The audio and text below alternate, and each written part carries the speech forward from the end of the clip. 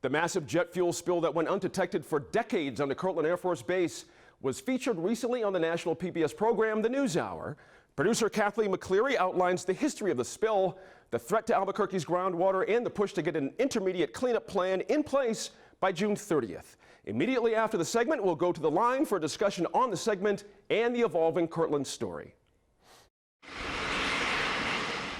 The trouble started here at Kirtland Air Force Base more than 6 decades ago. The sprawling base, about the size of Washington, D.C., sits on the southeast border of Albuquerque, the state's largest city. It's home to the Air Force's Nuclear Weapons Center, as well as a Special Operations Wing. Colonel Jeff Lanning is commander of the Mission Support Group at the base. It was in this area we found fuel actually coming to the surface, and we knew we had some kind of a problem at that point. That problem was a leak dating to the 1950s, when rail cars and trucks delivered fuel to pipelines, powering planes at the growing base. We found a hole in the pipe, and I have a piece of the pipe here, which is where the hole that we actually discovered. As fuel would sit in this pipe, then it was able to escape the pipe and into the soil and drain into the soil and migrate 500 feet down, eventually reaching the water table. Some fuel is mixed with soil near the surface, and much more is headed down to where it rests on top of the groundwater. Tom Blaine at New Mexico's Environment Department uses an ant farm to explain. And so I'm going to inject some dye that will represent the fuel. So you can see the migration of that fuel, how it spreads out, and really the uncertainty of where it's going and how it's going to get to the groundwater table. The oozing fuel wasn't detected for more than 4 decades. At first, the size of the spill was put at about 157,000 gallons. Over the years, though, that number ticked up as high as 24 million. The latest estimate, about 6 million gallons. Dave McCoy is an attorney and director of Citizen Action, an advocacy group. He worries about where the fuel is headed, northeast toward municipal drinking wells. The boundary of the base is down here, but you can see that 80% of the plume has gone off the base now. Even more worrisome, the fuel contained a cocktail of toxic chemicals. Among the compounds found was ethylene dibromide, or EDB, a no-knock agent once added to aviation gas. The Environmental Protection Agency calls the chemical extremely toxic because it can cause liver and kidney problems, damage sperm cells, and increase the risk of cancer. It's toxic if it touches your skin. It's toxic if you breathe it. You're going to breathe it. You're going to get it on your skin. And if you're taking a shower with this stuff, if you're drinking it, it's toxic that way. It's in a developed residential neighborhood. The EPA has given regulatory authority to New Mexico's Environment Department, which has set a limit of 50 parts per trillion for EDB in drinking water. But the City Water Authority is adamant about keeping any EDB out of the water. Chief Operating Officer John Stomp. We want to prevent it from further contaminating the aquifer. For contamination for us is no EDB or EDB. It's not EDB at drinking water standards, it's no EDB because that's what our customers are accustomed to. In this area, a large concentration of contaminants were identified. Concern in the city is on the rise. More than 100 residents crowded into a community center recently and gave Colonel Lanning a grilling.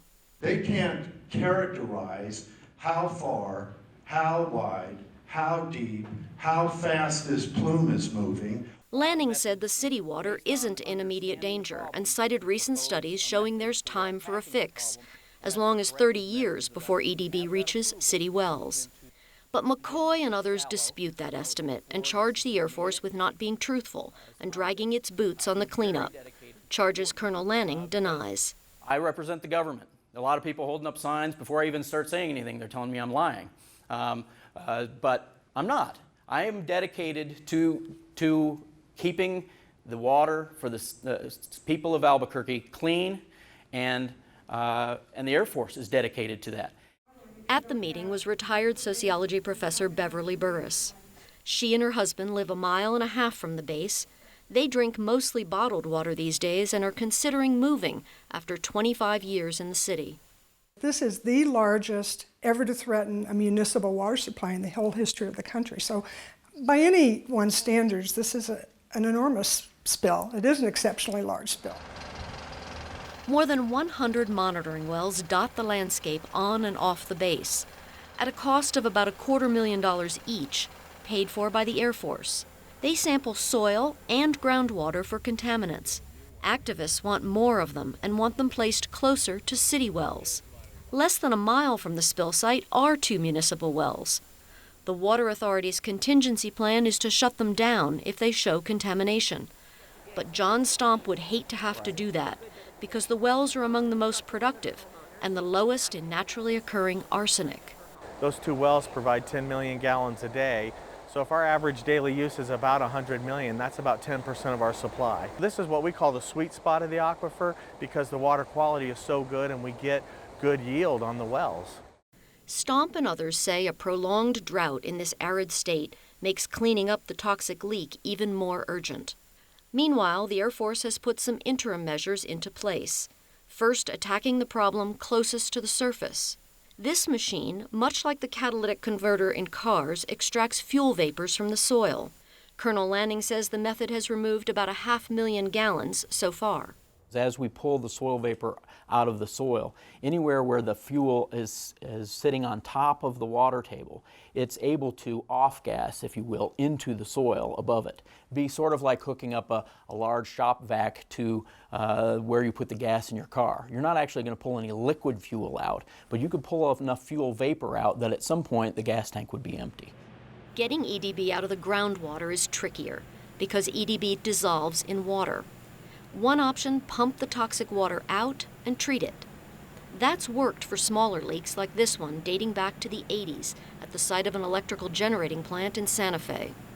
You drop the water down through a column in a tube and you blow air past it, and then you pass that water through that charcoal bed, which removes the rest of the EDB from the groundwater, from the drinking water.